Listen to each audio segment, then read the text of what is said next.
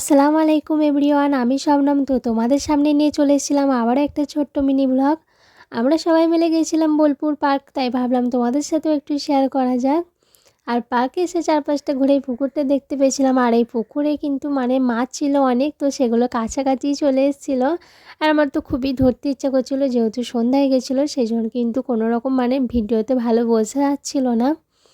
আর এই পার্কটা কিন্তু খুবই সুন্দর ছিল, আর এত সুন্দর পার্কে ঢুকতে মাত্র 10 টাকার টিকিট ছিল। তো আমার ভাবতে কেমন লাগছিল একটা।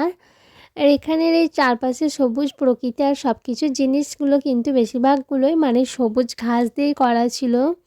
তো এখানে এসে সবাই মিলে খুবই মজা করেছি, আমার তো বেশ ভালোই লাগছিল। তোমরা কারা কারা এই পার্কটা এসছো একটু কমেন্ট করে জানিও। আর আমরা কিন্তু এখানে খুব একটা সময় কাটাতে পারিনি, যেহেতু অনেকটাই অন্ধকার হয়ে এসেছিলো। আমাদের কিন্তু আসতেই অনেকটাই লেট হয়ে গেছিলো, সন্ধ্যা সন্ধ্যা। তারপর এখানে কিছুক্ষণ থেকে একটু ভিডিও করে নিয়েছিলাম আর একটু ফটো তুলে নিয়েছিলাম। তো তারপর আবারও বাড়ির জন্য বেরিয়ে পড়েছিলাম। তো আজকের ভিডিওটা এই পর্যন্ত। আল্লাহ হাফেজ।